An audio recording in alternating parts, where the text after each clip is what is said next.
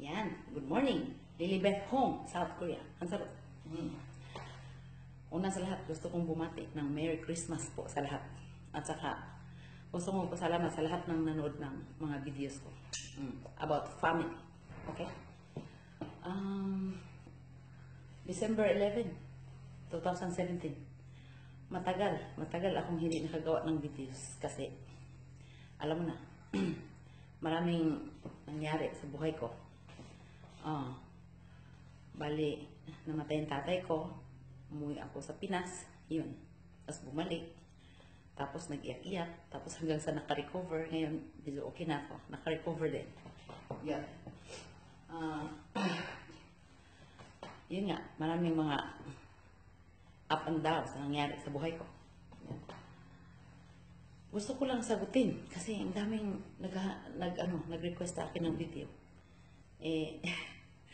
Yun nga, maraming nangyari kaya hindi ako nakagawa. Ano daw? Ano daw ang gagawin niya sa asawa niya? Sobrang tamad.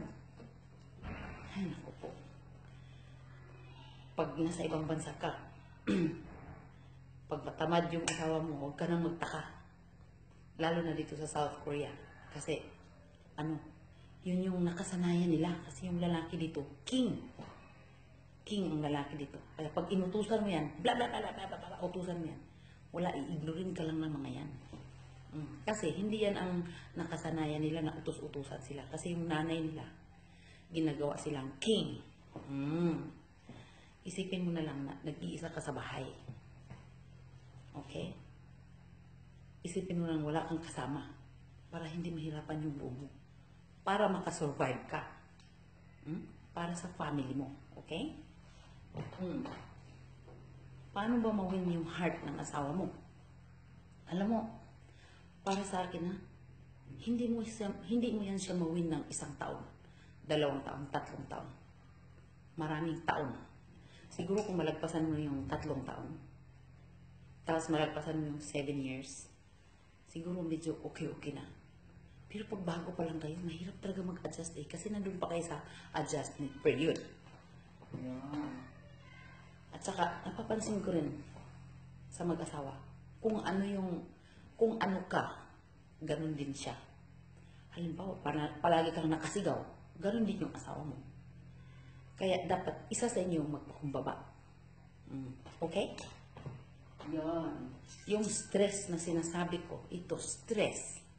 Ito yung stress. Ilapag mo yan. Kasi pag di mo yan siya ilapag, mapipilay yung kamay mo. Mapipilay. Magiging disable. Ilapag mo yung stress. Okay? Ilapag mo yung stress. Huwag mong palaging hawakan. Count your blessings. Tundok lang yung period. Count your blessings. Ang dami-dami mong blessings. Marami kang, may pagkain ka, buhay ka, may bubong bahay mo, may car ka. Yung iba walang bahay, magpasalamat ka. Huwag kang nakafocus doon. Huwag kang nakafocus doon sa problema. Baba mo yung problema, mamamatay ka pag di mo ibaba yan. Okay? Love your family. Matirang matibay. Lagi ko yung sinasabi, matirang matibay. Remember, the master was once a disaster.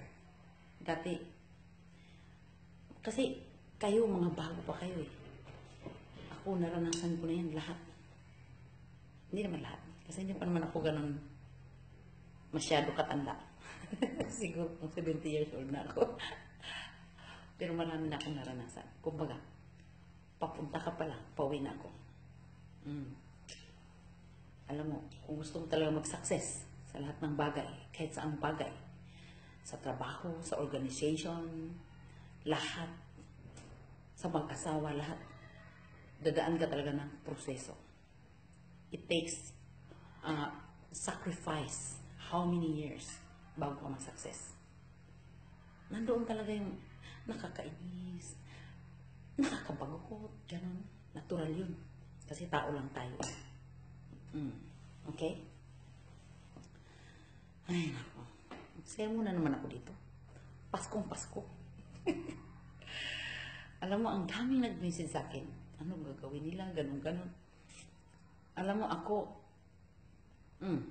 lahat, pinaghirapan ko. Kung saan ako ngayon, pinaghirapan ko. Dito sa school, almost 7 years na ako dito, pinaghirapan ko. Una, masakit din sa ulo. Masakit sa dibdib. Stress. Pero umpisa lang yan. Sa halos 7 taon ko dito, nasasanay din ako. Nag-i-enjoy ako sa mga bata.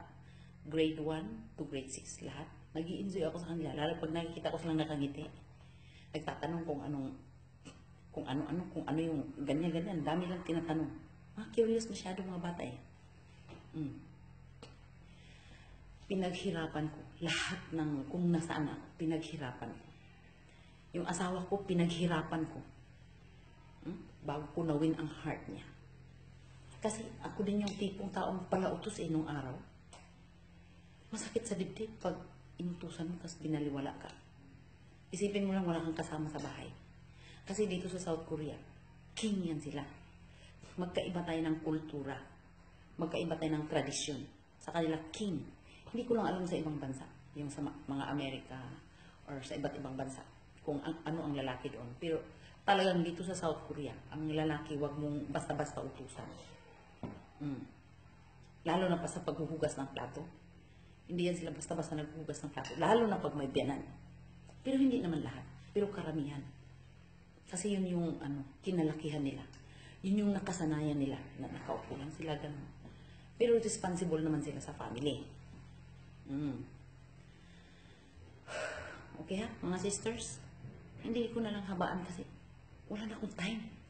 May iwan ako ng school bus. Uwi na ako. Teka lang, patayin ko na yung computer. Hindi ako may mag-visit.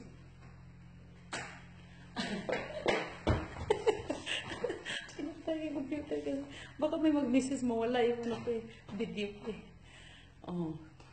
Yun. Yun lang po ha. Yun lang po. Basta sana ngayong Pasko maging masaya tayo. Yung mga na-stress dyan, mga kaibigan ko, huwag kang nakafocus. Huwag kang nakafocus sa stress. Ilapag mo yung stress mo. Kasi magkaroon tayo